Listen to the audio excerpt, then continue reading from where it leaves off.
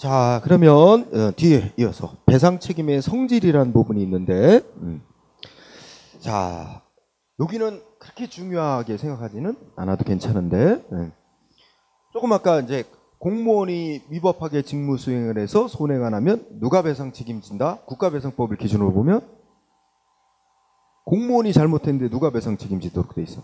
국가나 지방자치단체가. 잘못은 공무원이 했는데 왜 국가나 지방자치단체가 배상 책임을 지냐? 요거를 어떻게 설명할지 거기에 대해서 이제 견해가 대립돼 있는 거죠. 응? 그래서 그 대위 책임서례라는 거, 잘은 안 내니까 그냥 밑줄 치거나 하지 말고 대위 책임은 대신 책임진다는 뜻으로 생각하면 돼. 그러니까 잘못은 공무원이 했는데 국가가, 그러니까 국가로 이제 간단하게 말하면 국가가 대신해서 배상 책임을 져준다 피해자한테. 응? 왜? 공무원 돈이 별로 없잖냐. 응? 그러니까 피해자 구제받도록 해주기 위해서 국가가 대신 나서서 배상 책임을 져준다. 그리고 그 잘못을 한 공무원한테 대해서는 국가가 조직 내부에서 따로 또 책임을 별도로 묻도록 하겠다라는 취지야. 그러니까 일단 국민인 그러니까 피해자하고 사이에서는 국가가 대신 책임져 준다. 응? 그래서 이거는 대신 책임져 준다는 논리로 설명을 하는 거지, 그지? 그 목적은 뭐에 있다? 피해자 구제를 위해서. 응? 이런 시각으로 보는 거죠. 한편 자기 책임설이라는 견해가 있어, 그죠? 자, 자기 책임설은 공무원의 행위는 곧 국가 자기 자신의 행위와 똑같다고 봐야 된다. 이런 시각이 깔려 있는 거예요. 응? 마치 우리 사람으로 따지면 내 손하고 나하고 별개냐? 내 손이 있고로 내 손이 하는 행위는 내가 하는 행위지. 하면 나는 나의 의사를 나의 손과 발을 통해서 나타내잖아. 그죠? 내 손이 한 행위 이꼬로 나의 행위. 그러니까 그러니까 공무원과 국가의 관계를 나와 나의 손과의 관계처럼 생각하면 되는 거예요. 그렇지? 공무원의 행위 이꼬로 국가 자기 자신의 행위와 똑같다고 봐야 한다. 그러니까 공무원이 잘못한 행위, 국가가 자기 자신의 한 행위와 똑같이 봐야 되기 때문에 국가가 자기 자신의 행위로서 당연히 책임을 지는 거다. 응? 이렇게 설명하는 견해. 응? 그 다음에 세 번째 견해, 절충설이라고 있지? 이거 막 비추시고 열심히 공부해봐야 별로 시험에 안 나오는 거야. 자, 공무원이 열심히 일하다 보면 가벼운 실수는 할 수 있다. 응?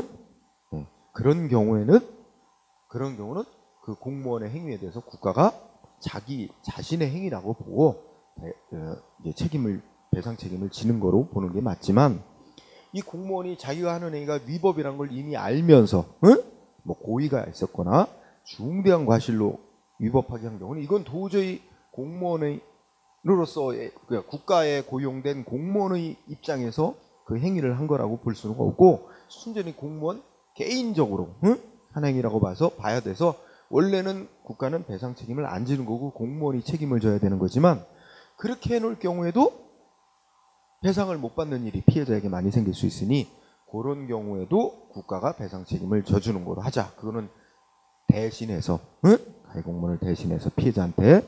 그래서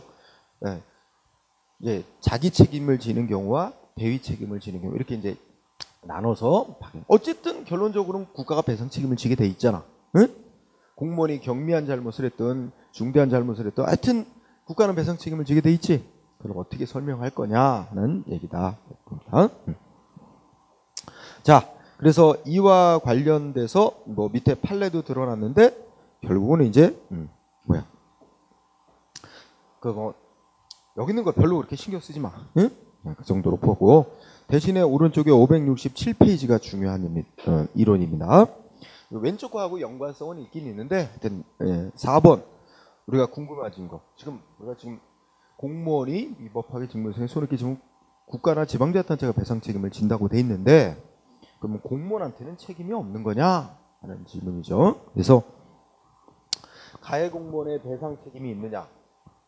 첫째, 헌법은 그냥 이렇게만 규정을 했다. 우리 읽었어요. 헌법 29조. 공무원 자신의 책임은 면제되지 아니한다. 기억나요? 원래 헌법이 어떻게 했어? 응? 공무원이 직무를 수행하는 데 있어서 하여튼 그 위법하게 해서 손해 끼치면 국가 또는 공공단체가 배상 책임을 진다. 그러니까 피해자한테는 국가가 배상 책임을 져놓고 맨 끝쪽에 하면 다만 공무원 자신의 책임이 면제되는 건 아니다. 이렇게 문구가 단서가 달려 있어. 근데 궁금해. 여기서 공무원 자신의 책임 면제되지 아니한다는 게 이 책임이라는 게 공무원이 피해자한테 배상할 책임이 있다는 거냐? 응? 그것까지 여기다 이 책임이라는 말 속에 포함된 거냐? 아니면 이 공무원이 피해자한테 배상 책임이 있다는 걸 그걸 말하는 건 아니고 직무를 위법하게 수행한 공무원한테 국가가 뭐 각종 징계를 한다든지 이렇게 징계를 하면 그거 징계받을 책임이 있다는 거냐? 그런 거만 써놓은 거냐? 아니면 그거를 더 넓게 공무원도 피해자한테 배상 책임이 있다는 거냐? 요거는 불분명해. 그냥 요렇게만 써놔서 그죠? 단순하게 그렇게만 써놨고 두 번째 줄 우리 국가배상법은 요렇게는 써 있어. 공무원한테 고의가 있거나 중대한 과실이 있는 때는 배상을 해준 국가는 그 공무원한테 구상, 물원에 할 수 있다. 이렇게만 돼 있어. 그죠? 결국 마지막 줄에 넷째 줄 공무원이 피해자한테 직접 배상할 책임이 있는지에 대해서는 없어요. 아무런 규정이. 그게 중요한 사실이야. 응? 그래서 즉 피해자가 공무원에 대해서 직접 손해배상을 청구할 수 있는지에 대한 명시적 규정은 헌법에도 없고 국가배상법에도 없는 거예요. 응? 이거 좀 말을 바꿔서 생각하면 공무원이 피해자한테 직접 배상할 책임이 있는지에 대해서는 어디에도 명시적인 규정은 없다. 응? 응. 단지 헌법은 그렇게만 써놨고 국가배상법은 국가가 공무원한테 물어내 이렇게 할 수 있게만 해놨다는 것뿐이죠. 응? 규정은 그 얘기 안 해두고 그러면 이제 규정은 존재하지 않는데 우리 대법원 판례는 공무원도 배상 책임 있을 수 있다라고 얘기한다는 거예요. 그래서 쌍가를 1번 피해자한테 공무원이 배상할 책임이 있느냐? 그죠? 이 얘기는 뭐하고 똑같은 얘기가 되냐면 만약에 공무원이 피해자한테 배상할 책임이 있다고 보게 되면 피해자는 그 공무원이 국가 공무원이면 국가한테 배상을 청구할 수도 있고 공무원한테 청구할 수도 있게 되니까 선택해서 청구할 권리가 인정되게 됩니다. 그래서 여기 피해자의 선택적 청구권 인정 여부 이렇게 또 옆에 제목 달린 게 일맥상통하니까 그런 거라고. 그지? 자, 그럼 결론이 뭐야? 동그라미 1번. 판례 입장을 중시한다. 그죠? 자, 첫째 줄 중간에 판례는 공무원에게 어떤 잘못이 있는 경우 위법하게 직무를 수행한 데 있어 뭐가 있어? 고의가 있었거나 중과실이 있는 경우. 응? 자, 그 밑줄 공무원에게 고의 또는 중과실이 있는 경우는 선택적 청구를 인정한다. 이꼬로 공무원의 배상 책임 있다고 본다. 공무원도 배상 책임 있다고 보니까 피해자는 선택할 수 있어. 공무원한테 청구할지 국가한테 청구할지. 그지? 반면에 공무원에게 가벼운 과실, 경과실만 있는 경우는 선택적 청구를 부정한다. 그래서 공무원이 피해자한테 배상할 책임은 없다고 본다. 그죠? 요게 가장 큰 중요한 동그라미 1번 시험에 잘 나오는 중요한 내용. 지금 현재 판례 입장이 이렇게 돼 있어요. 그런데 현재 이렇게 판례가 정립되기 전에 과거에는 판례가 어떤 입장이냐. 2번은 그냥 참고상으로만 읽어. 응? 딱 한 번 서울시 예전에 서울시 시험에서 몇 년 전에 낸 적이 있었는데 우리 대법원 판례 태도는 72년도 판결에서는 어땠어? 응? 선택적 청구권 인정했다? 이거는 뭐야? 공무원의 배상 책임이 있다고 인정했다는 거야. 그래서 이때는 공무원에게 고의 중과실이 있던 경미한 과실이 있던 상관 안 하고 위법하게 고의 과실로 위법하게 직무 수행한 공무원도 무조건 배상 책임, 국가도 배상 책임, 피해자 무조건 선택해서 청구할 수 있다. 응? 그래서 전적으로 공무원의 배상 책임 인정했다가 그 다음에 어떻게 했어? 두 번째는 부정. 완전히 180도 바꿨죠. 94년도 판결에서는 그러면 공무원은 일체 피해자에게 배상 책임 없고 피해자는 국가에 대해서만 배상을 청구해야 된다. 이게 94년도. 그러다가 2년 만에 또 바꿨어. 지금 동그라미 1번 같은 현재 입장이 96년부터 지금까지 이어져 오고 있는 거야. 응? 그래서 현재는 절충하는 입장으로 고의 중과실이 있었느냐 경과실만 있었느냐에 따라서 달리 보고 있는 거지, 그지? 그래서 인정, 부정, 절충 이렇게 입장이 변천해 왔다는 거야. 응? 다만 자주 내는 건 아니니까 1번만 중시. 자, 그 다음에 한편 동그라미 3번. 자, 경과실이 있는 공무원이, 그러면 여기서 경과실만 있다 그랬죠, 공무원한테. 그럼 현재 판례에 따르면 어떻게 되는 거야, 원래? 그 공무원은 피해자한테 배상 책임 없는 거지, 그죠? 그런데 피해자가 이 공무원을 상대로 배상 청구를 했고 공무원이 배상을 해줬다고 가정해보자. 그러고 난 뒤에 공무원이 어떻게 돼? 나는 배상 책임 안 주고 원래 국가가 배상해줘야 될 돈인데 내가 배상해줬으니 그 배상해준 돈 국가가 나한테 다시 줘야 맞다 하면서 국가에 대해서 내가 배상해준 돈 달라 이렇게 청구할 수 있느냐 하는 문제가 있는데 그거 인정된대. 그래서 끝에 보면 구상권을 취득한다. 응? 무슨 뜻인지 알겠죠? 응? 경과실만, 여기 전제 조건이 경과실. 공무원은 원래 피해자한테 배상할 책임 없는 건데 피해자한테 배상을 해줬다면 그 배상해준 돈 국가한테 물어달라고 청구할 수 있는 권리, 구상권 취득한다. 요새 이거 잘 내고 있는 거야. 응? 최근 판례에서. 그래서 그 판례를 보면 이제 1번 판례는 어떻게 돼 있어? 헌법 29조 1항에 단서에 뭐라고 써 있다 그래서 이 경우 국가가 배상 책임을 진 경우 공무원 자신의 책임은 면제되지 아니한다. 이렇게 했는데 이 헌법 규정이 공무원도 피해자한테 배상 책임 져야 된다라는 걸 명시하고 있는 것으로 볼 수는 그렇게 해석까지 할 수는 없다는 취지의 판결이에요. 응? 그래서 공무원 자신의 책임 면제되지 않는다는 헌법 29조 1항 단서 조항은 국가가 배상 책임을 진다 할지라도 그 때문에 공무원 자신의 민형사상 책임이나 징계 책임이 면제되지 않는다는 원칙적인 규정을 한 것이긴 하지만 그 규정 자체로 공무원 개인이 구체적으로 피해자한테 배상 책임을 손해배상 책임지는 범위까지 있다고 규정한 것으로 보기는 어렵다. 이렇게 이제 해석을 하고 그러면 여기까지 보면 우리 헌법에도 명시적으로 공무원의 배상 책임이 있는지 명시한 건 아니고 국가배상법에도 그런 규정이 없다. 그래서 이제 대법원이 아까 말한 현재 절충설 입장 판례. 그래서 그 밑에 이어지는 게 고의 중과실이 있는 경우는 공무원도 피해자한테 배상 책임을 져야 한다고 볼 것이지만 경과실뿐인 경우에는 공무원 개인은 배상 책임을 부담하지 않는다. 이렇게 해석을 하는 것이 헌법 조항과 국가배상법 규정 취지에 맞다고 본다. 이렇게 마무리하고 있어. 읽는 정도로 충분한 거야. 응? 그래서 여기서 굳이 하나 1번 판례를 건진다면 헌법 29조 1항 단서 조항은 그 자체로 공무원의 배상 책임이 있다. 이것까지 명시한 건 아니다. 그렇게 해석할 수는 없다라고 했다는 점 좀 보면 될 거예요. 그죠? 그 다음에 2번 판례는 아주 드물지만 공무원에게 고의 내지 중과실까지 있다. 인정된 그런 사례거든. 그래서 원래 선거에 나가는 사람들 있지, 후보. 그죠? 우리 그러면 선거에 이 벽보 붙여놓으면 거기에 후보자로 나선 사람들의 전과 기록 이런 것도 다 이제 거기 명시하게 돼 있어요. 그죠?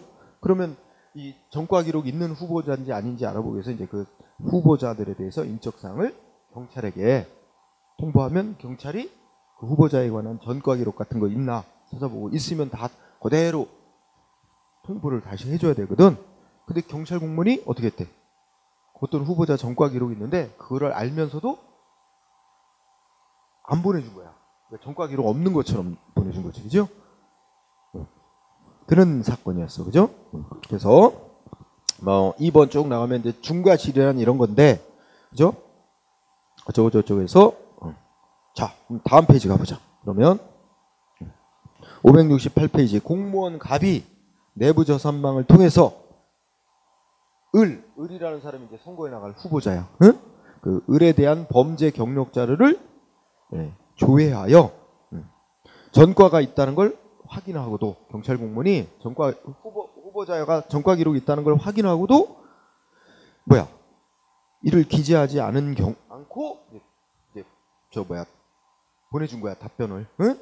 그러니까 이 선거 벽부에 아무런 전과 기록이 없는 것으로 기재돼서 이제 그게 만약에 제대로 기재돼 있었다면 투표하는 우리 국민들이 그거 다 고려해서 그죠? 뭐 떨어뜨리거나 했을 텐데 그죠? 그렇지 않거나 가지고 이제 선거 결과가 왜곡됐다 이런 건 문제되는 거죠. 이런 경우 뭐 인정됐어? 중과실. 그 경찰 공무원의 중과실 인정. 그러면 국가도 배상 책임져야 되고 어떻게 돼? 그 공무원도 배상 책임이 있다. 따라서 선택해서 청구할 수 있다. 이렇게 아주 드문 예입니다. 응? 그다음에 아까 말한 3번 그 3번 판례가 경미야. 그러니까 여기 누구 얘기냐면 경과실이 있는 공무원 나오죠? 자, 경과실 밑줄 친 부분 읽어가면 경과실이 있는 공무원이 피해자에게 배상 책임을 안 지는 건데도 경과실만 있으니까 부담하지 않는데도 피해자에게 손해를 배상했다면 그거는 뭐야? 응? 뭐 갚을 의무 없는 사람이 타인의 채무를 변제하고 그러니까 국가가 원래 배상해줘야 될 의무가 있는데 그 의무를 대신 이행해 준 거야. 응? 그렇죠? 그런 경우에 해당하고 어쩌고저쩌고 해서 결국 피해자에게 손해를 직접 배상한 밑줄 친 것만 따라 피해자에게 직접 배상한 경과실만 있는 공무원은 특별한 사정이 없는 한 국가에 대해서 공무원이 배상해준 금액에 대해서 구상권을 취득한다. 응? 그러면서 이제 그 밑에 어떤 사건이 있어? 공중보건이 이렇게 나오지? 응? 공중보건인 갑에게 치료를 받던 을이라는 사람이 사망하자 을의 유족 등이 공중보건이 여기서 여기에 이제 이거 공무원에 해당하는 응? 공중보건이를 상대로 손해배상 청구 소송을 했나 봐. 응? 근데 또 판결이 어떻게 돼? 공중보건인 갑에게 의료상의 과실이 인정된다는 이유로 손해배상 책임을 인정한 판결이 내려졌대. 응? 그래서 이 판결에 따라 공중보건이가 배상을 해줬대. 그러고 난 뒤에 이건 국가가 배상할 나는 배상 책임 없는 건데 내가 배상해 줬으니 국가한테 물어달라 선고했는데 물어줘야 된다. 그죠? 이해됐죠? 아까 이미 다 얘기한 거니까. 자, 쌍거로 2번 구상책임.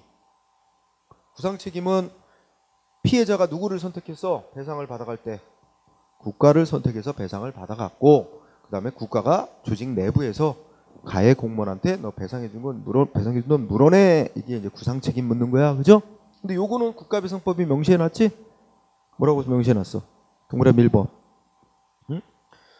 공무원한테 고의 또는 중대한 과실이 있으면 국가나 지자체는 그 공무원한테 물어내 할 수 있어. 그럼 반대로 해석하면 경미한 과실만 있을 때는 국가가 물어내 할 수 없단 말이죠. 구상할 수 없다. 응? 동그라미 1번만 잘 체크. 응?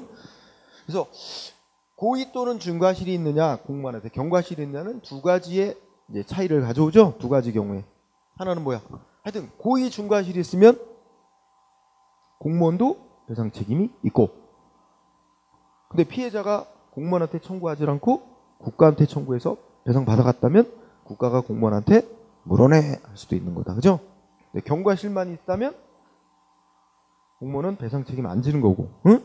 그 다음에 피해자도 국가가 배상해야 되고 국가가 배상해주고 난 뒤에도 공무원한테 물어내 할 수 없는 거다. 그죠? 이거를 논리로 꼭 알아둬. 1번.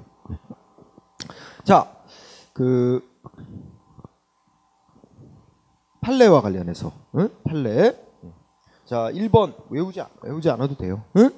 자, 이게 우리 그 위에 동그라미 1번 보면 법조문이 구상하여야 된다 이렇게 돼 있어. 공무원한테 고의 또는 중과실이 있으면 피해자한테 배상해준 국가는 공무원한테 물어내 구상 청구해야 한다. 하여야 한다로 돼 있지 않고 할 수 있다 이렇게 돼 있죠. 그러니까 재량이 돼 있는 거야. 의무사항은 아니지. 그래서 어떤 공무원한테 너 배상해준 돈 물어내 국가가 이제 청구할지는 여러 가지 사정을 고려해서 결정을 해야지. 무조건 물어내라고 하면 안 된다 이거지.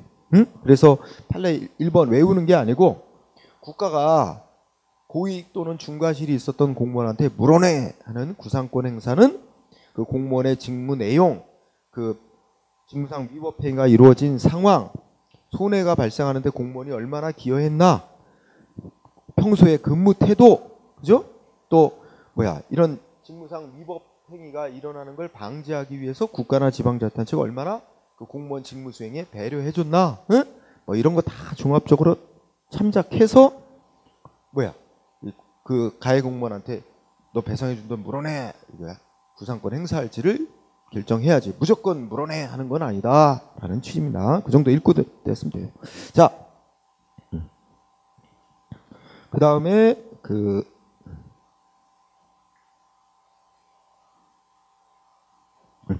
판례가 이제 2번, 3번인데 2번 놔두고 3번. 3번은 이미 시험에 나온 것 같아요. 자, 쭉 읽어보면 공무원의 불법 행위로 손해를 입은 피해자가 국가에 대해서 손해배상 청구하려면 원래 손해가 발생한 걸 날로부터 3년 안에 청구해야 되거든, 원칙이. 근데 그 기간이 이미 지났대. 손해배상 청구권 행사할 수 있는 기간이 지났대. 지났으나 국가가 야 이거 3년이라는 시간이 다 지났으니까 상대방의 피해자의 배상 청구권 없어졌고 국가는 배상할 의무 없다. 이게 바로 두 번째 줄에 소멸시효 완성을 주장하는 거야. 응?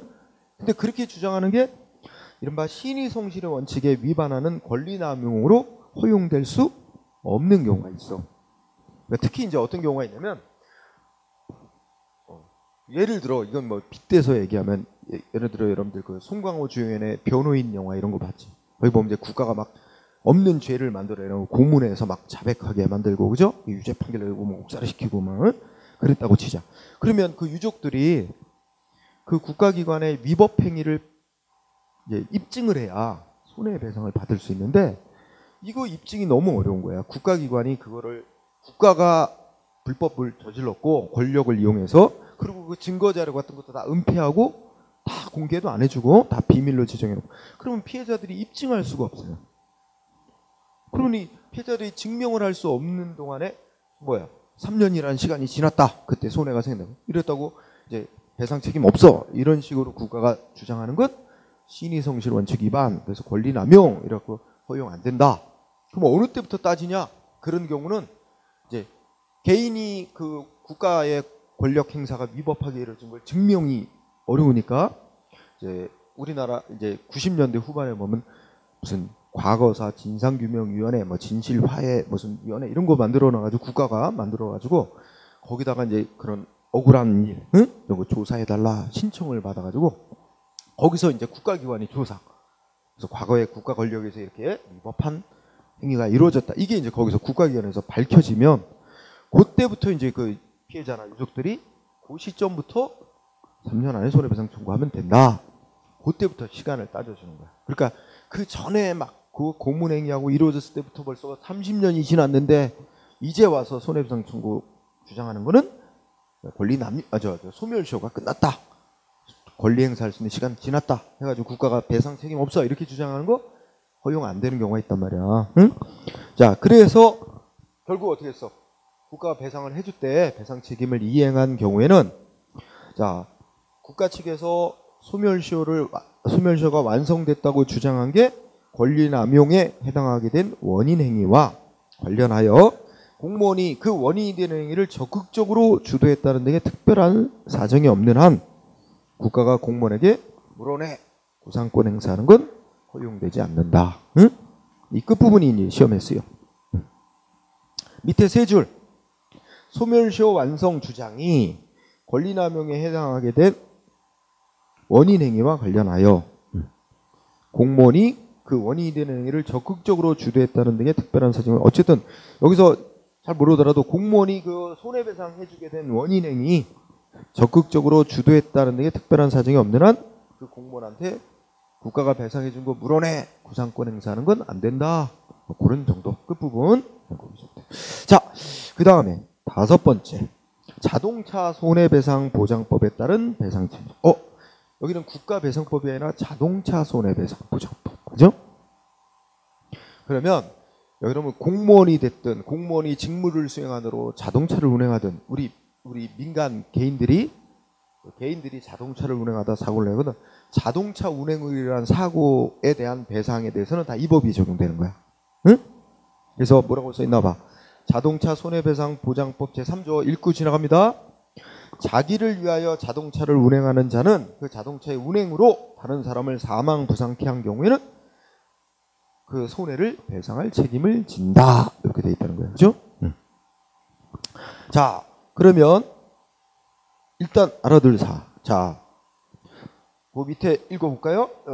자동차 손해배상보장법은 자동차의 운행이 사적인 용무를 위한 것이건 공무를 위한 것이건 구별하지 아니하고 민법이나 국가배상법보다 우선하여 적용된다. 여기 문장의 주어 뭐야?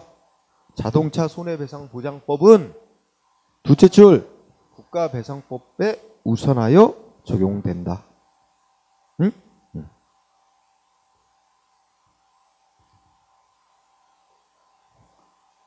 자동차 손해배상보장법은 국가배상법보다 우선해서. 그러니까 뭐와 관련한 공무원이 직무 수행하느라고 자동차를 운행하다 교통사고 내면 그럼 뭐야?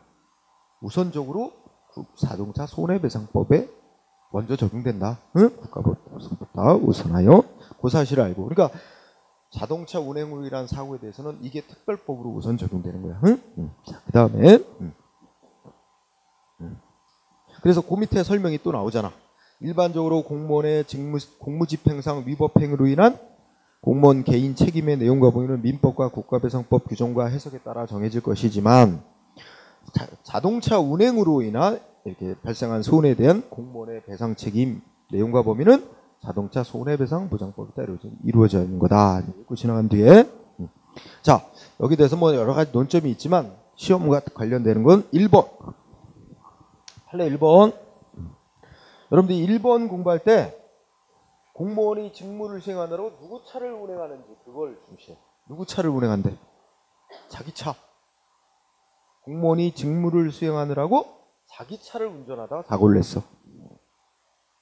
그러면 자동차 손해배상보장법에 따르자면 그 사고로 인한 손해에 대해서 누가 배상 책임을 져야 된대? 응? 누가? 넷째 줄. 앞머리 누가? 공무원이. 무슨 법에 따라 배상 책임? 자동차 손해배상 보장법에 정한 배상 책임을 지는 거다. 그죠? 자, 그러니까 키워 따라가면 자, 공무원이 직무를 수행하느라고 누구 차를? 자기 차를 이용해서 직무를 수행하다 사고 내면 자동차 손해배상보장법에 따르자면 누가 배상 책임을 져야 되는 거다? 공무원이. 응? 그럼 이거하고 짝을 이뤄서 2번. 자, 공무원이 직무를 수행하느라고 어떤 차를 운행하다 사고 냈어? 응? 셋째 줄 끝에 공용차. 2번 판례 셋째 줄 끝에 공용차. 관용차. 응? 공용차, 관용차. 응? 공무원이 직무를 수행하느라고 공용차를 운행하다 사고를 냈어. 그러면 자, 자동차 손해배상보장법상 누가 배상 책임자가 돼야 된다? 응? 국가나 지방자치단체가 배상 책임자가 돼야 된다. 응? 그렇죠? 응? 그래서 그 넷째 줄에 공용차 운행하는 경우 넷째 줄에 그 공무원이 속한 국가 또는 지방자치단체가 귀속된다 이런 얘기를 했잖아. 그 얘기가 여기서는 그 얘기 이거로 국가나 지방자치단체가 배상 책임을 져야 되는 거고 밑에 두 줄 그 공무원이 배상 책임자가 될 수는 없다 이거란 말이야. 응? 자, 그래서 우리가 키워드로 자기 차를 운행하다 사고 냈냐 공용차를 운행하다 사고 냈냐에 따라서 자동차 손해배상보장법에 따른 배상 책임자는 다르다. 간단하게 정리되죠? 응? 그렇게. 네? 그 다음에 3번 판례는 읽어보자. 국가 공무원이 관리 권한자의 허락도 안 받은 채 국가 소유의 오토바이를 무단으로 사용하다가 교통사고 발생. 그러니까 여기서는 여기도 오토바이가 차야. 근데 국가 소유의 오토바이 이거 공용차야, 공용차. 응? 그지? 그러면 직무를 수행하느라고 응? 직무를 수행하느라고 공용차를 운행했죠. 응? 누가 배상 책임자가 돼? 조금 아까 보면 국가 소유 오토바이니까 국가 배상 책임자가 돼. 근데 하나 걸리는 게 있어. 뭐냐면 그 첫째 줄 관리권자의 허락을 받지 아니한 채 무단으로 이게 이제 걸리는 사항이야. 그래도 국가가 배상 책임을 져야 된대요. 응? 공용차를 무단으로 그죠? 오토바이 국가소유 오토바이를 무단으로 운행하다 사고 냈다면 그래도 국가가 배상 책임을 져야 된다. 이 무단으로 이용했다는 게 여기에 이제 그 약간 저 걸리는 사항이었지만 그래도 결과는 마찬가지라고 봐야 된다. 응? 그렇게 생각하면 되죠. 예. 자, 그다음에 여섯 번째 배상 책임의 범위. 얼마나 배상 책임을 얼마나 손해를 배상해 줘야 되느냐? 근데 기본적으로 뭐 첫째 줄 이건 뭐 읽고 지나갑니다. 공무원의 위법한 직무수행과 그 직무수행으로 인해서 발생했다고 인정되는 손해는 다 배상해 줘야 되는 거다 이거야. 상당 인과관계 있는 모든 손해는 배상해야 되면 별건 없어. 다만 우리 헌법은 어떻게 배상하라고 규정이 있었죠? 정당한 배상을 지급해야 한다. 아주 막연하게 그죠? 헌법은 정당한 배상이라고 규정했다. 여기서는 요 사실 하나 알 거야. 헌법은 정당한 배상을 해야 한다고 규정은 두고 있다. 다만 너무 추상적이라서 다시 국회가 법률로 국가배상법에다가 어떻게 배상해라 하고 구체적 기준을 정해놓고 있습니다. 자, 관련해서 쌍거래 1번 국가배상법 3조의 성질 중요한 논점. 요거 중요한 논점은 국가배상법 3조. 자, 국가배상법 3조가 내용이 많은데 이제 여기에 뭐 물건을 뭐 이렇게 피해를 입으면 재산 물건 피해 입으면 어떤 기준으로 배상금을 배상 액수를 정하고 또 뭐 사람의 생명 신체 피해 생기면 어떤 기준으로 배상하고 이런 걸 쭉 써놨어요. 그러면 국가배상법에서 정한 기준 그 이하로만 배상을 해야 된다는 뜻인지 아니면 그냥 참고 기준으로 삼아라. 요 법이 정한 기준을. 그래서 그걸 기준으로 해서 경우에 여러 상황을 고려해서 경우에 따라 그 기준 이하의 배상금이 주어질 수도 있고 그 기준을 넘는 배상이 행해질 수도 있고 그런 거다. 요거는 기준 단순한 참고 기준으로 삼으라고 법이 정해놓은 거다라고 해석하는 게네. 그래서 읽어봐. 그러면 국가배상법 3조에서 정한 배상금액 정하는 기준에 대해서 두 개 견해가 있다. 한정액설과 기준액설. 그치? 근데 한정액설, 기준액설이 있다는 걸 이제 그런 견해가 있는데 중요한 거는 뭐야? 어느 견해로 어느 쪽으로 해석하는 게 우리의 통설 판례다. 이게 중요한 거지. 응? 두 번째 줄 끝에 참고하는 기준으로 삼아라 하는 걸 정해놨다고 보는 기준액설이 통설 판례입니다. 응? 요게 핵심. 따라서 기준액설로 해석하면 어떻게 되겠어? 국가배상법에서 정한 그 기준보다 더 넘는 배상이 행해질 수도 있다는 겁니다. 응? 한정액수로 보면 그거는 배상액의 최고 한도 기준을 정해놓은 거야. 그 이상을 배상하면 안 된다고 보는 거지만 기준액설이 통설 판례니까 그 기준 이상으로도 배상이 해질 수 있다는 거야. 기준액설이 통설 판례. 그 다음에 쌍가로 2번 위자료 배상. 여기서 위자료 배상은 정신적 손해에 대한 배상을 그렇게 칭합니다. 그죠? 하나 기억할 사실, 팩트. 첫 번째 줄. 우리 국가배상법은 뭐에 대해서만 위자료 배상하라고 규정을 두고 있다? 응? 생명, 신체 피해로 인한 손해에 대해서만. 응? 생명, 신체 피해로 거기 나왔대요. 생명, 신체 침해로 인한 위자료 배상하라고만 규정을 뒀어. 규정은 그것만 있어. 하지만 그러면 재산 피해로 인한 위자료는 배상 안 해준다는 거냐? 그건 아니라고 봐. 그래서 우리 대법 판례는 생명 신체 침해뿐만 아니라 재산권 침해로 인한 위자료 청구도 허용된다라고 봅니다. 규정은 첫째 줄만 규정했지만 판례는 둘째 줄까지도 다 포함되는 거로 본다. 그것도 다. 그럼 예를 들어 재산권 침해로 인한 위자료 청구는 글쎄 요새 보면 뭐가 있을까? 이 반려견이라고 하듯이 그죠? 가족같이 지내는 반려견이 있는데 공무원의 위법한 직무수행 때문에 걔가 죽었다. 그럼 어떻게 돼? 걔는 재산으로 지급이 돼. 물건. 걔값 배상해주고 그 다음에 가족같이 지내는 반려견을 잃은 정신적 고통도 플러스해서 배상해줘야 된다 이거죠. 응? 자, 그다음에 뭐 판례 거기 나와 있는데 뭐가 있을까? 1번 그냥 읽고만 지나가자. 자, 재산 손해로 인하여 받은 정신적 고통은 그로 인하여 재산상 손해만 배상해 주는 것만 갖고는 뭐야? 그 전보될 수 없는. 그러니까 아까 계획값만 물어주는 거 있잖아. 그것만 갖고는 상대방이 어떻게 돼? 응? 견딜 수 없는 그 뭐야? 심대한 정신적 고통이 있다. 그리고 그럴 때 한해 그 정신적 고통도 위자료로서 배상을 해줘야 된다. 뭐 그런 정도고. 그 다음에 그래서 뭐 밑줄 칠 건 아니고. 그 다음에 2번 판례는 내가 밑줄까지 쳐놨지만 시험에는 안 쓰고 있어. 응? 2번 판례가 아주 심각한 논란을 불러일으키는 판례입니다. 응? 자, 예를 들어보면 원래 자, 공무원의 위법 행위가 공무원 측에 위법한 직무행위가 이때 있었어요. 그런데 자, 30년이 지났어. 응? 30년 경과. 그런데 아까 말한 경우처럼 그 진실이 밝혀진 건 비로소 밝혀질 수 있었던 시점은 이때였어. 그 전까지는 개인이 어떻게 국가의 위법 행위를 밝혀내기가 힘들었어. 그래서 이때 밝혀내서 손해배상을 청구했다. 배상 청구. 그러면 이제 배상 청구권 인정이 된다고 하자.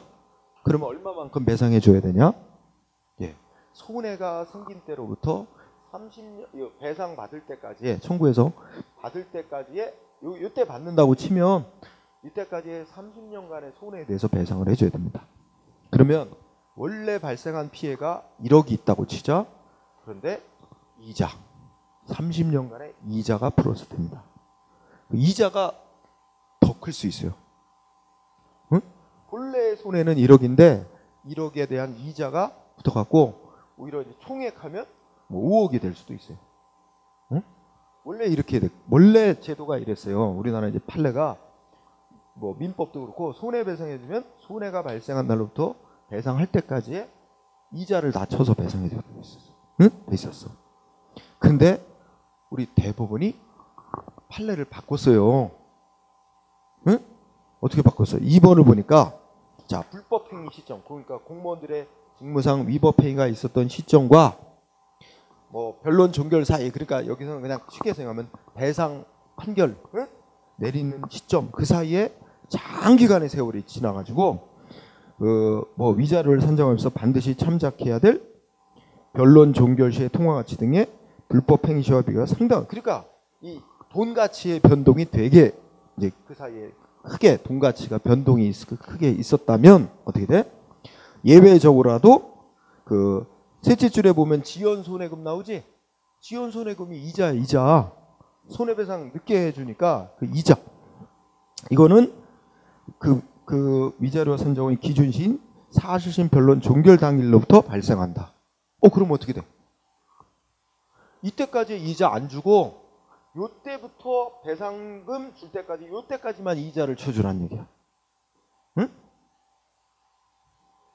무슨 말인지 알았어? 원래는 이 2번 판례 나오기 전에는 이자를 얼만큼 쳐줘야 되는 거였어? 응? 요때가 이제 배상금 주는 배상금 뭐 지급 시점이라고 가정해 보자. 근데 그러면 원래 30년간 이때 이자를 다 쳐서 배상을 해주는 게 수십 년간 이어져 온 거야. 그런데 갑자기 이번 2011년도 이 판결에서 어떻게 했어? 이때까지 이자를 다 쳐주는 게 아니라 여기서 이제 배상해주라 뭐 이렇게 판결 나온 시점부터 실제 배상금 줄 때까지 요때까지의 이자만 쳐주면 된대.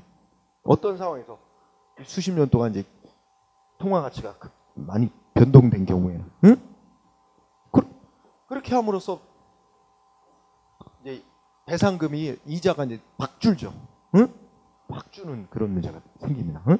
그래서 이게 원래 여러분들 대법원이 어떤 사건 판결해놓고 판례를 바꿀 필요가 있어서 변경하려면 어떻게 해야 되지?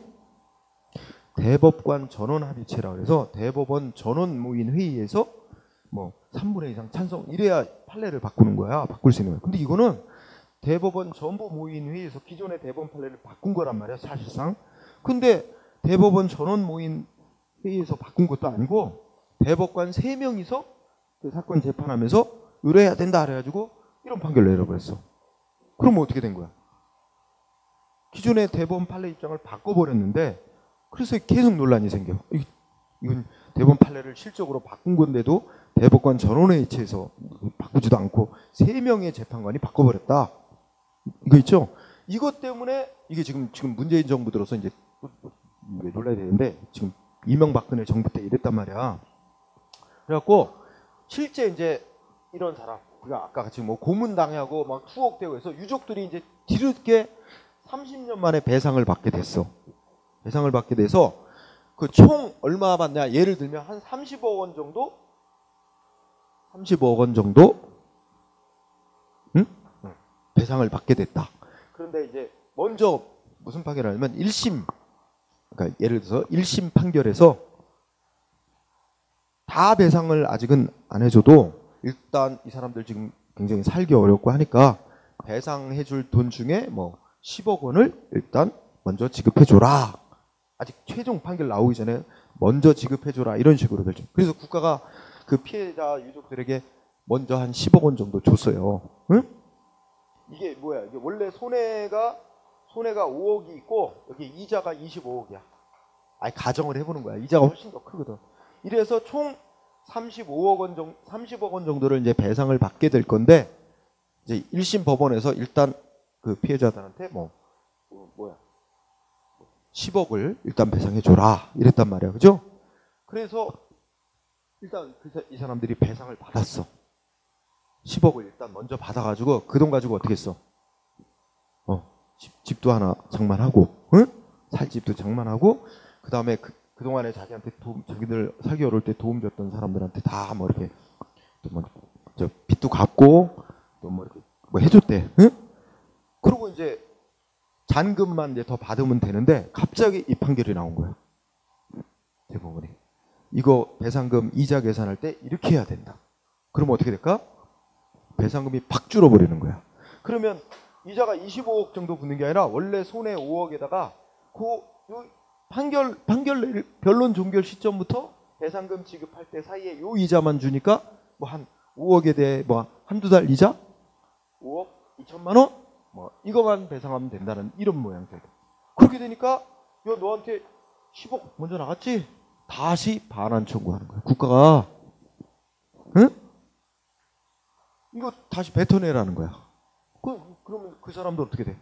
이미 다 썼고 뭐 그리고 집도 장만했고 뭐 생활비도 쓰고 했는데 이제 오히려 뱉어내야 돼. 그래갖고 없는데 집 사고 다 막 압류 들어가고 국가가 법적으로는 또 그렇게 돼요. 그러니 이 사람들한테 국가가 불법 행위를 해서 고통을 줘놓고 또 이렇게 돼서 지금 이중의 고통을 또 준다는 거야. 돈 줘서 다 썼는데 이제 써버렸는데 더 뱉어내야 돼. 돈 없는데요? 다 썼는데. 참 심각한 문제를 야기하고 있어요. 그래서 이 2번 판례 갖고 아주 논란이 많아요. 시험은 안 쓰고 있어. 아직까지 한 번도 안 쓰니까 그런 논란이 있는 거다 하는 정도만 넘어갑니다. 자, 그 정도로 하고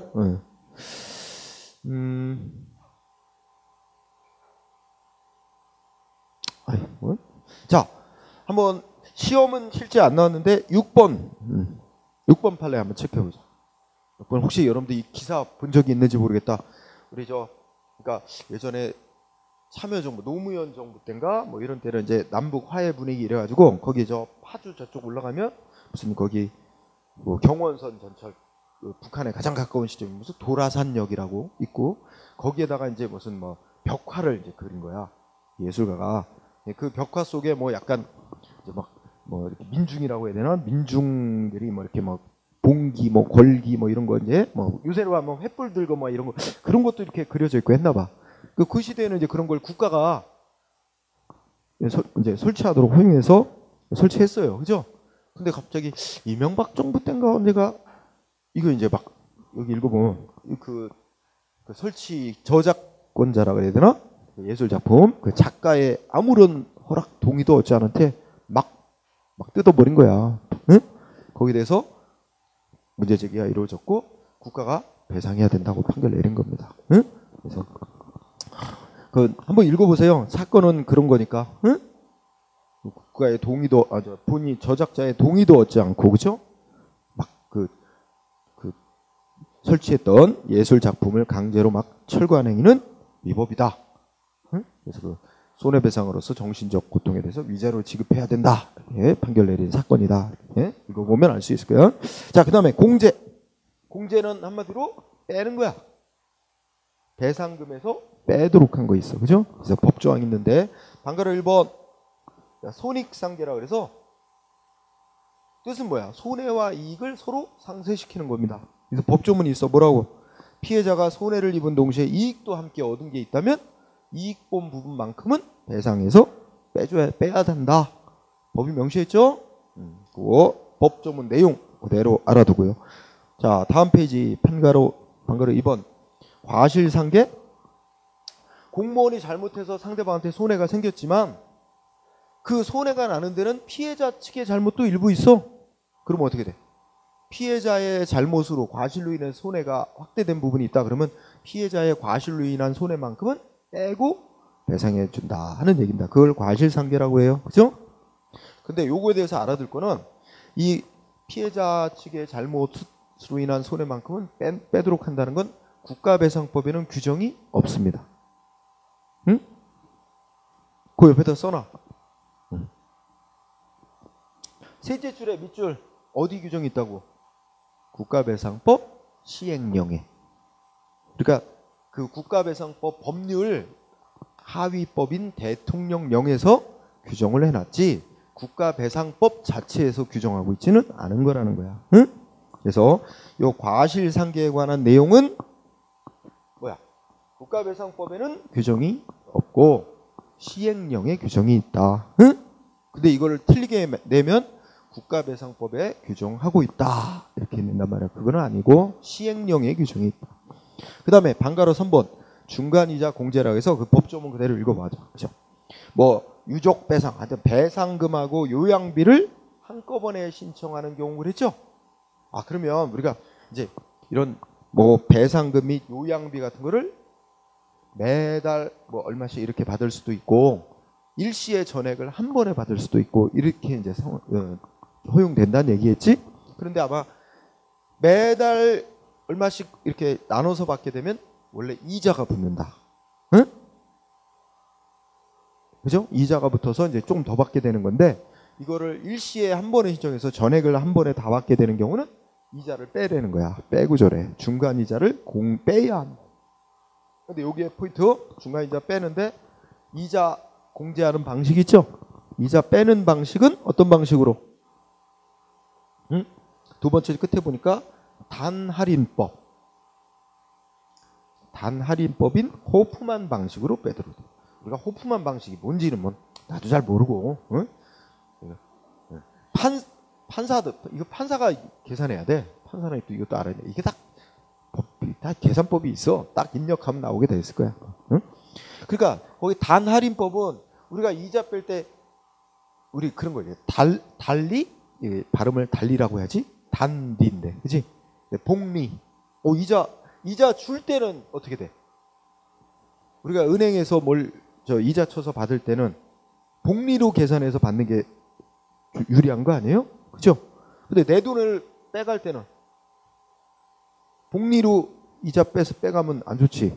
단리로 빼는 게 좋지. 네, 그러니까 단할인법은 이자 계산하는데 단리 계산하는 그 방법으로 한다고 생각하면 되고 복리로 계산해서 빼면 안 된다 이런 뜻이다. 그죠?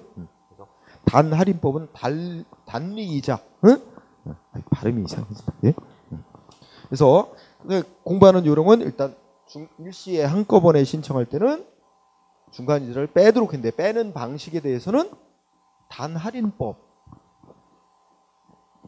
단리 계산 방식에 의해서 빼도록 돼 있다. 그렇게 정리하면 됩니다. 자, 그 다음에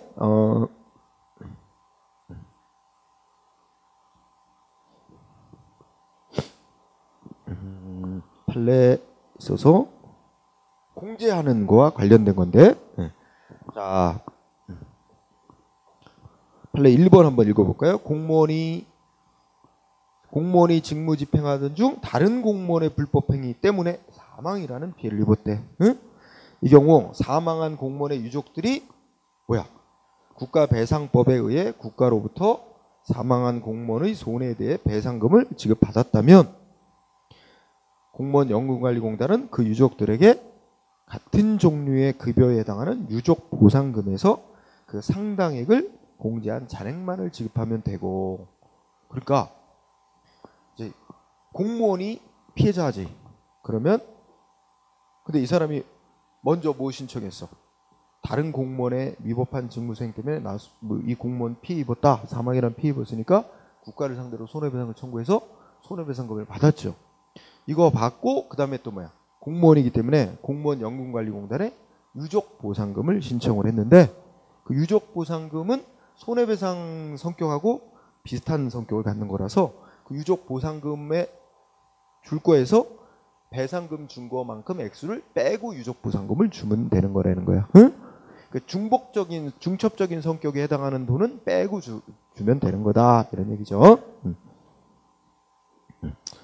그 다음에 또 넷째 끝에, 그죠? 반대로 이번엔 어떻게 돼? 유족들이 먼저 어디다 신청했어? 응? 공무원 연금관리공단에 유족보상금을 먼저 신청해서 유족보상금 전액을 다 받았다면, 그러고 나서 국가에 대해서 또 손해배상 청구를 했다면 그 손해배상 해줄 때는 유족보상금만큼 빼고 배상금을 주면 되는 거다. 그지? 그러니까 여기서 그 피해자가 공무원이다. 그 다음에 여기에 대해서 손해배상하고 유족보상금은 같은 성격이다.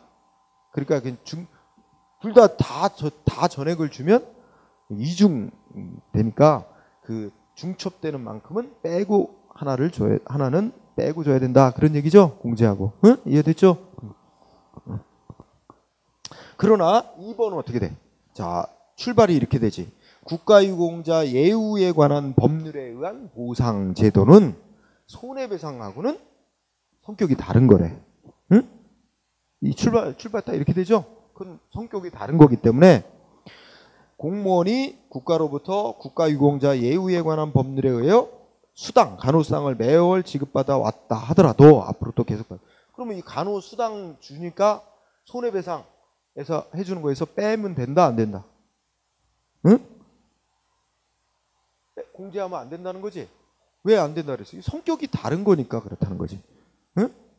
거기에 국가유공자 예우에 관한 법률에 간호수당 주는 건 손해배상한 건 완전히 다른 거라 그것대로 그건 다 줘야 되고 손해배상은 손해배상대로 다 줘야 되는 거다. 성격이 다른 거니까 빼면 안 된다. 그죠? 그러면 2번하고 3번이 비슷한 거죠? 응? 우리가 3번에 보면 의상자 및 의사자 그러지? 소위 의로운 일 하다가 응? 예를 들어서 뭐 지하철역에 누구 술을 취한 사람 선로에 떨어졌는데 자기 목숨 내걸고 막 사람 건져 올리고 그러잖아. 그럼 의로운 일 하다 자기가 죽기도 한다고. 그런 사람을 사망한 사람은 의사자, 의로운 일 하다가, 그죠? 그 다음에 다친 사람은 의상자, 합치면 의사상자. 국가가 그 유족 등에 대해서 보상금 등 지급하는 그런 제도가 있는데 이거는 손해배상하고는 성격이 다른 거다. 이러면서 어떻게 돼? 응? 그 셋째 줄 성격이 다르니까 의사상자 예우에 관한 법률에 의해서 지급되는 금액 이런 거 하고 손해배상금하고 서로 상쇄시키면 안 된대. 공제하면 안 된대. 그죠? 네, 그런 이치다. 자, 그 다음에 그래서 여기는 판례를 지금 다 공부했지만 그렇게 많이 나오는 그런 판례는 아니니까 그런 취지 정도만 보자. 그 다음에 7번은 많이 나온다. 7번 이중배상의 배제라고 있죠? 여기서부터 576조까지가 이제 그 관련인데 여기 이중배상의 배제와 군인 등의 배상 조건 제한은 굉장히 시험에 중요한 논점. 네? 자, 첫째, 일단 법조문 우리 앞에서 읽었었는데 확인해 보자. 우리 헌법 29조 2항 3명 군인, 공무원, 경찰 공무원, 기타 법률이 정하는 자 이렇게 나오는데 전투훈련 등 직무집행 관련하여 받은 손해 따로 법이 정한 보상만 받아야지 국가에 대해 배상 청구 못한다. 요거 조금 더 구체적으로 국가배상법 2조 1항 단서에 하나 더 추가했지. 군인, 군무원, 경찰 공무원, 예비군 대원, 그죠? 예비군 대원이 따로 추가돼 있고, 전투훈련 같은 비슷한 위치를 두고 있죠, 다. 규정 비슷해. 헌법에도 있고 국가배상법에도 있어, 그죠? 자, 오른쪽에 인정 취지. 자, 인정 취지의 동그라미 1번. 이거 외울 거 아닙니다. 응? 즉 뭐야? 군인 등에 대해서는 지금 군인, 군무원, 경찰 공무원, 예비군 대원에 대해서는 직무 수행하다 다치고 사망하고 그래도 법으로 따로 보상 제도를 두고 그 보상을 받아라 이렇게 해놓고, 그 보상을 받을 수 있을 때는 국가에 대해서 배상 청구까지 하면 안 된다 이렇게 제한하는 규정을 두고 있는데, 바로 이런 취지다 뭐 이런 얘기야. 응? 읽고 지나가요. 응? 그러면서 그 밑에 판례까지 읽고 지나가면 됩니다. 응?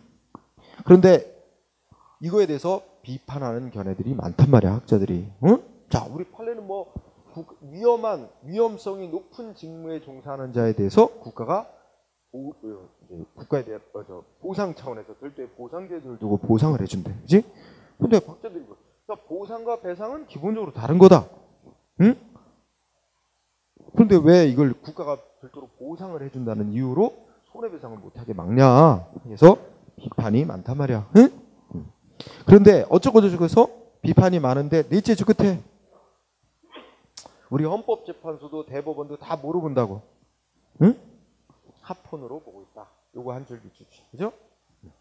자, 그리고 내가 이제 좀 생략을 해놨는데 이런 법 규정이 만들어지게 된 그 연역 보면은, 자, 아까 570페이지에 헌법 조항이 있죠?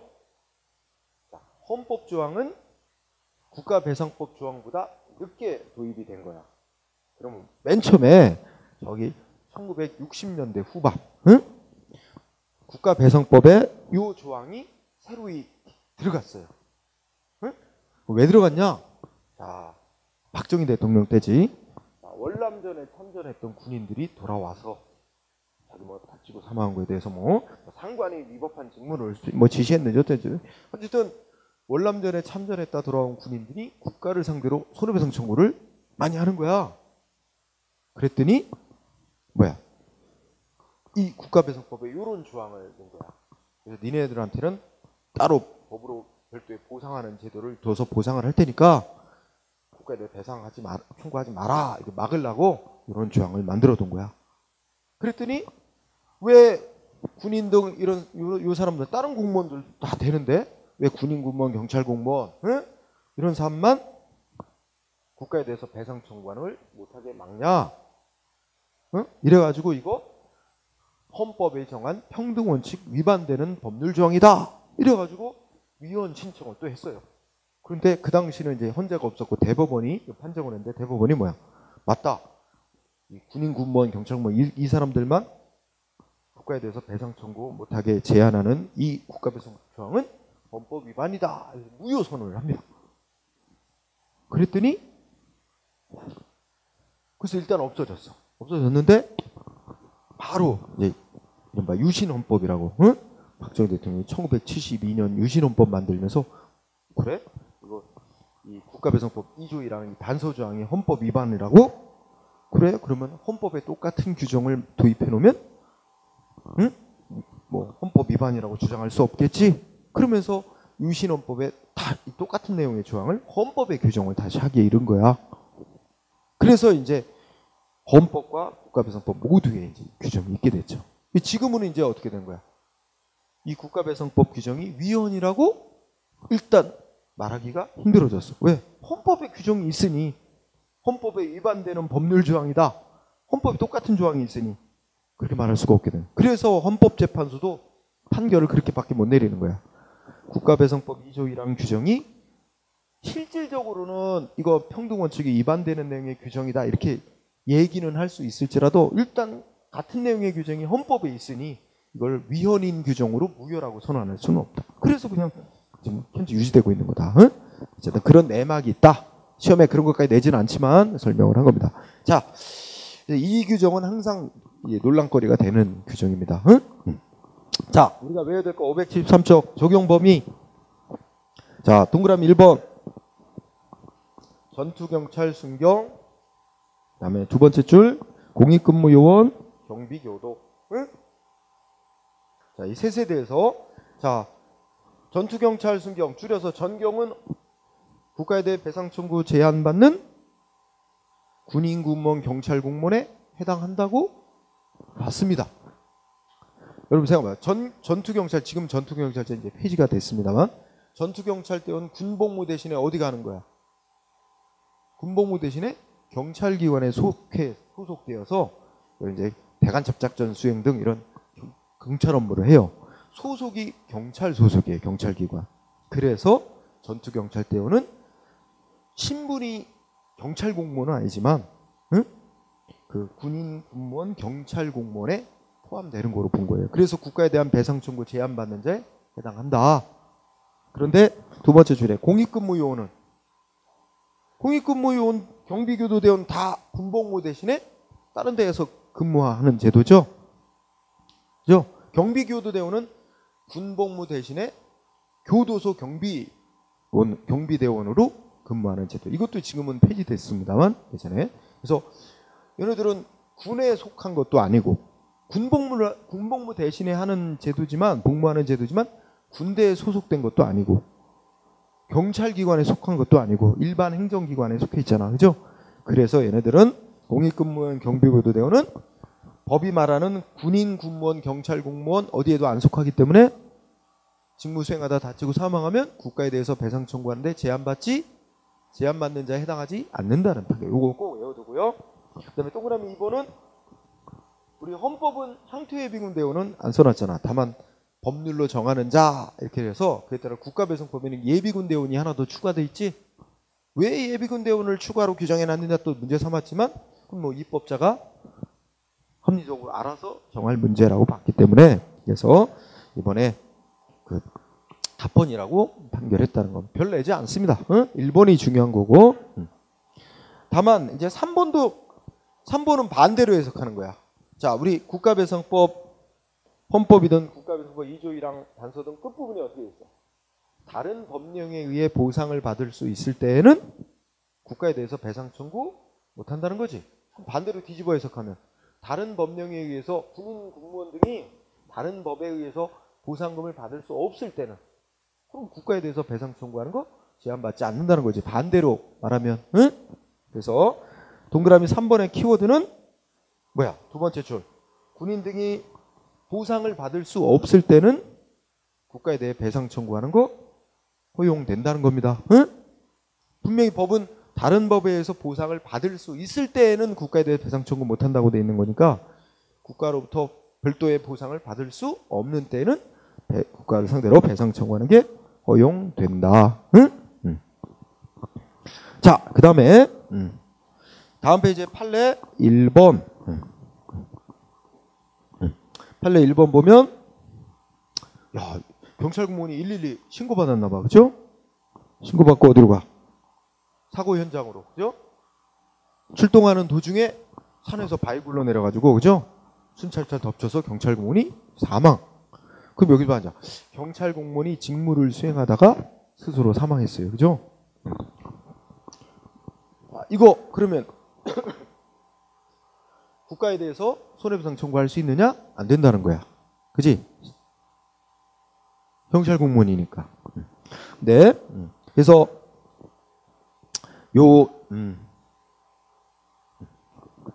그래서 또 그 셋째 줄 끝에 보자. 경찰 공무원 등이 전투훈련 등 직무집행과 관련하여 순직 등을 한 경우 뭐야? 국가에 대해 배상 청구할 수 없다고 정한 이 조항은 전투훈련 또는 전투훈련에 준하는 직무행위뿐만 아니라 일반적인 직무집행에 대해서도 국가나 지방자치단체에다 배상 청구 못하는 거다라고 포함됩니다. 그죠? 자, 그러니까 요게 핵심을 요거로 보세요. 뭐로 보냐? 응? 전투나 훈련 또는 이에 준하는 직무집행만을 말하는 게 아니고 일반적인 직무집행도 포함하는 의미다. 응? 즉 넷째 줄에 법조항이 어떻게 되어 있다고? 전투훈련 등 직무집행과 관련하여 다치고 사망하고 이렇게 있을 때는 국가에 대해 배상 청구 제한한다는 거지.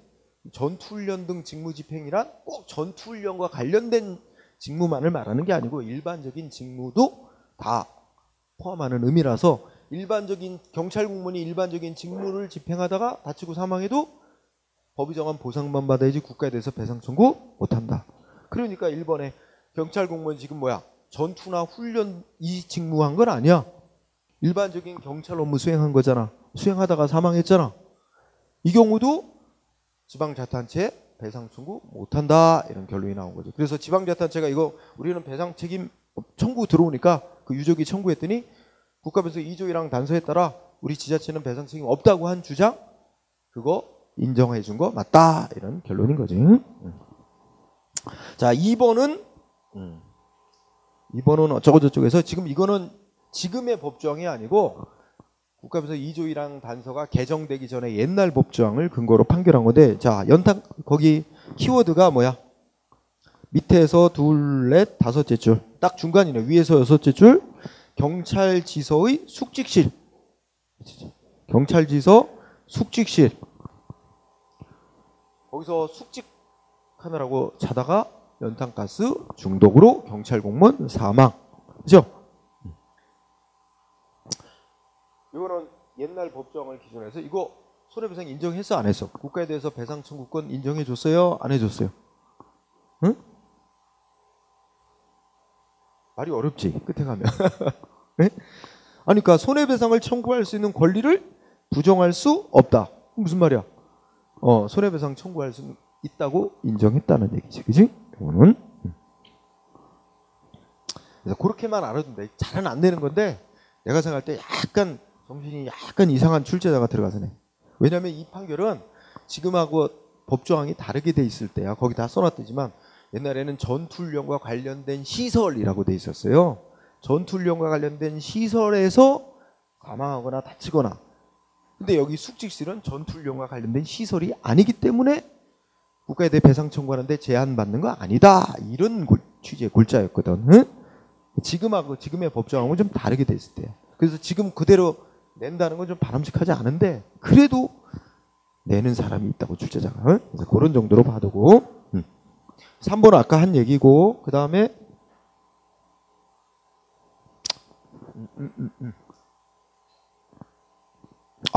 그 다음에 그 5번 판례가 있는데, 야 5번 판례가 참 이거 아직 시험에 한 번도 안 나온 최근 판례야. 2017년 2월달 판례죠. 이거 좀 잘 공부해도 될 필요가 있어. 5번 판례. 자, 5번을 읽어보자. 앞부분에 보면 군인, 군무원, 경찰 공무원, 예비군 대원이 전투나 훈련 등 직무집행과 관련하여 공상 입는 등의 이유로 국가유공자법에 따라 국가유공자 요건에 해당하여 보상금 등 지급받을 수 있는 경우에는 국가배상법에 따라서 손해배상 청구할 수 없다. 이건 뭐 그냥 우리 아는 거야. 그죠? 그러나 이와 달리 전투훈련 등 직무집행과 관련하여 공상을 입은 군인 등이 먼저 국가배상법에 따라 손해배상금을, 그러니까 국가배상 때는 먼저 손해배상을 청구해서 배상금을 먼저 지급받은 다음에 국가유공자법에서 정한 보상금 지급해달라고 청구를 한다면 국가배상법에 따라 손해배상을 받았다는 사정을 들어 국가유공자법이 정한 보상금 등 근거 지급을 거부할 수 없다. 응? 일단 이 문장 알아둬야 돼. 밑줄 친 문장. 그러니까 앞에 거랑 이제 밑줄 치지 않은 밑줄 친 부분의 앞부분을 한번 생각해봐. 자, 전투훈련 등 직무 수행하다 다친 군인이 있다. 그죠? 군인이 먼저 뭐부터 청구? 국가유공자법에 따라 보상금 청구. 응? 그럼 어떻게 돼? 그 보상금 받으면 국가배상법에 따라 손해배상 청구 못한다. 근데 순서를 바꿔서 청구하면 어떻게 돼? 먼저 국가배상법에 따라 손해배상 청구를 한 다음에 배상금 다 받고 그 다음 뭐야? 국가유공자법이 정한 그런 보상금 달라고 청구하는 건 그건 또 된대요. 순서가 중요하다는 얘기가 되겠지. 그러니까 그렇지. 우리는 일단 이 결과 이게 시험에 쓰이는 거니까. 응? 그래서 밑줄 친 부분 이전, 그리고 화살표는 왜 그렇게 판결을 했는지 이제 이유를 내가 길게 써놓은 거야. 응? 써놨는데 하여튼 다시 한번 결론. 군인 등인이 뭐부터 먼저 청구하면 손해배상 먼저 청구해서 아니야 손해배상 이렇게 밑줄 친 전에 거 먼저 뭐부터 청구해서 아래 페이지에서 574페이지에서 아래 먼저 국가유공자법에 따라 그치 보상금 청구해서 국가유공자법에 따라 보상금 청구해서 그거 먼저 지급받고 난 뒤에 그 다음에 손해배상 또 해달라고 청구하는 그거는 안 된대. 그치? 근데 순서를 바꿔서 먼저 손해배상을 청구해서 국가배상법에 따라 손해배상금 먼저 받고 그 다음에 국가유공자법에 따라 뭐 보상금 달라고 청구하는 이건 된대. 그치? 가능하대. 그렇게 이제 꼭 기억해놔. 순서가 중요하다는 얘기겠죠? 그럼 왜 그렇게 했나 보니까 그 화살표 읽어보자. 국가배상법 규정은 명시적으로 다른 법에 따라 보상금을 지급받을 수 있을 때에는 국가배상법에 따라 손해배상 청구하면 안 된다, 할 수 없다 이렇게 규정하고 있는데 국가유공자법은 뭐야? 국가배상법에 따라 손해배상금 지급받은 자를 보상금 지급 대상에서 제외하는 규정을 안 두고 있기 때문이다. 응? 이게 하나 이유. 또 국가배상법이 정한 법 규정의 취지와 국가유공자법이 정한 보상제도, 국가배상법이 정한 배상 이런 거 차이를 고려하면 국가배상법 2조 1항 단서가 국가유공자법에 의한 보상을 지급받을 수 있는 경우 추가로 국가에 대해서 손해배상 청구를 하지 못한다는 것을 넘어서 반대로 그거까지는 이제 인정해 주지만 그러나 국가배상법에 따라 손해배상을 청구해서 받았다 그래서 일률적으로 국가유공자법에 따른 보상금 이거까지 못 받는 걸로 금지시키는 거로 해석할 수는 없다. 뭐 하여튼 이런 이유야. 그러니까 법 규정도 다르게 돼. 뭐 맞춰가지고. 그러나 하여튼 앞부분의 걸 중시한다, 그죠? 그래서 그러니까 우리가 만약에 피해자라고 하면 신청 순서가 중요하겠지. 응? 신청 순서가. 자, 그 다음에 요거 하나 더 중요해. 쌍가로 3번 공동불법행위와 국가의 구상책임이라는 거 아주 중요. 짤막한 주제인데 아주 중요. 자, 우선 동그라미 1번 문제의식 세 줄 읽어봐. 이거는 일꾼이야. 민간인하고 군인하고 공동으로 잘못을 했대. 그래서 또 다른 군인에게 피해를 입혔대. 이때 민간인이 이제 가해자 중에 한 사람이지. 가해자 중에 하나인 민간인이 피해자 군인에게 손해배상 다 해줬다면, 응?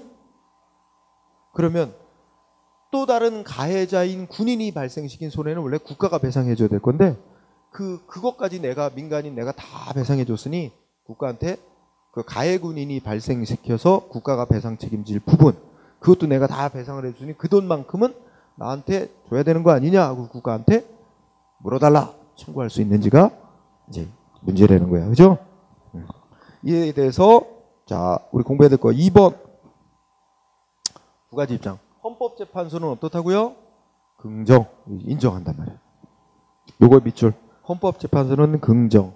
대법원은 부정. 이게 입장이 달라요. 요거 일단 중요한 사실. 대법원과 헌법재판소가 입장 달리하고 있다는 거.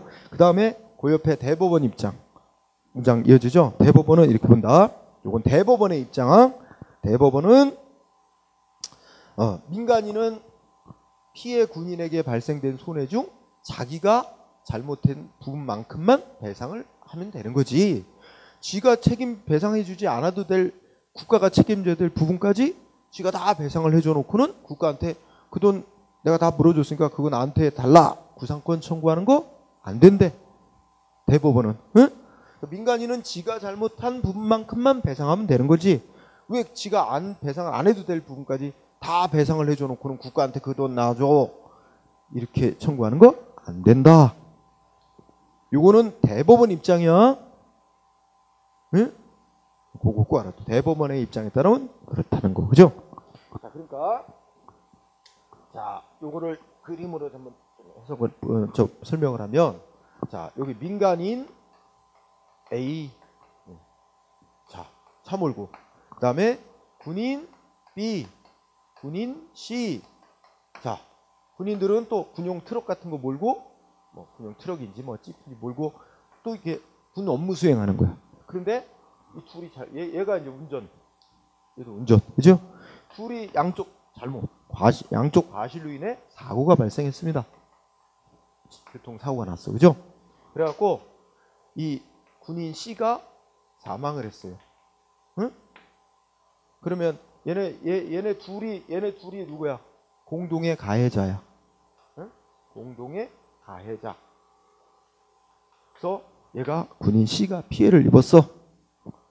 그런데 이 사고가 나게 만든 원인에 잘못한 비율이 차이가 있어. 자, 민간인 60% 잘못, 군인 운전자 40% 잘못, 40% 잘못. 결국 6대 4의 비율로 이제 잘못이 있었어. 그러면 자, 사망한 군인의 유가족이 자 1억을 배상해달라고 1억 배상 청구해. 누구한테 청구했어? 자, 일단 여기서 사망을 했는데 그 유족이 있다. 자, 유족은 이 군인 C가 입은 피해에 대해서 국가한테 배상받을 수 있어, 없어? 국가한테 배상 청구해서 받을 수 있어요, 없어요? 안 된다 그랬잖아. 아까.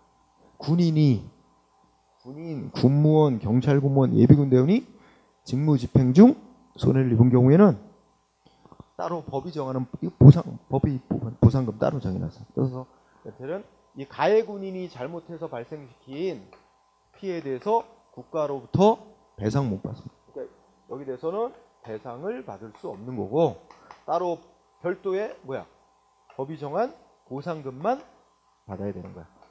그러면 이 별도의 보상금 성격이 뭐야? 손해배상 대신에 가해 군인이 잘못한 부분에 대해서 보상금의 형태로 물어주는 거다 이거지. 그 국가로부터는 가해 군인 잘못에 대해서 요 형태로 이제 구제가 되는 거고, 그러나 민간인한테는 또 손해배상을 청구할 수 있지. 그래서 민간인한테는 이 손해 1억 전부 배상해달라고 청구를 한 거야. 그랬더니 청구를 하니까 민간인이 1억을 다 배상해줬어. 응? 배상해주고 난 다음에 어떻게 했어? 민간인이 내가 전체 피해 1억 중에서 자기는 얼마만큼만 잘못한 거야? 60%. 그러니까 6천만 원만 자기가 이제 책임지는 되는 부분이고 1억 중에 40%, 4천만 원은 군인이 잘못한 부분이고 그건 국가가 책임져야 될 부분이다.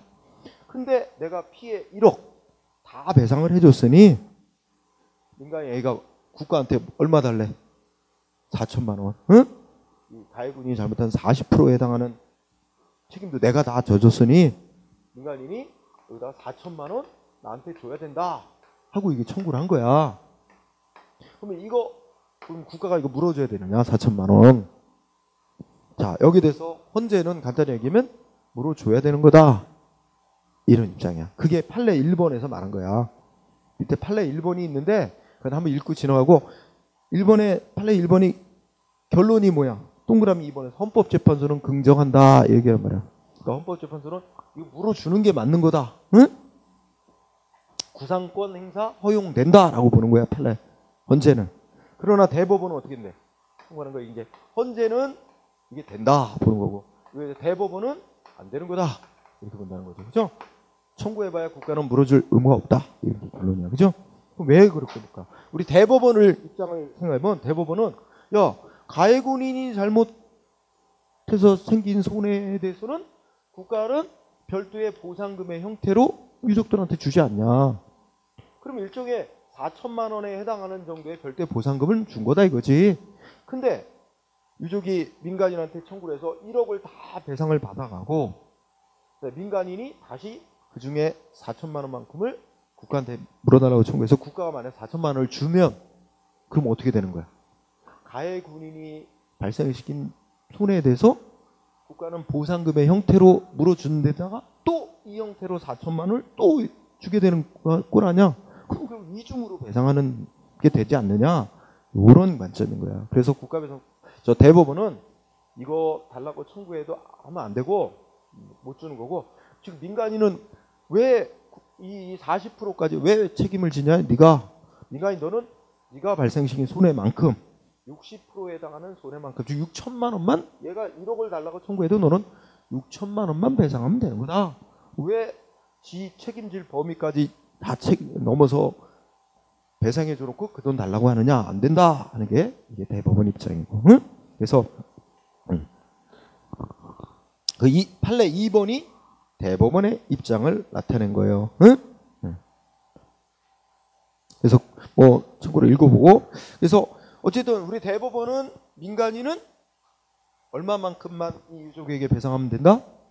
자기의 휘책 비율만큼만, 자기 잘못한 비율만큼만 배상 책임을 지면 된다. 이게 대법원의 입장이야. 그래서 그 이상을 책임져 놓고 물어줘 놓고 국가한테 달라고 청구하는 건 안 된다. 이게 대법원 입장. 헌재는 근데 그게 허용된다라고 기본적으로 보는 시각이고. 자, 그다음에 거기까지 하고 잠깐 쉬자. 그죠? 쉬었다.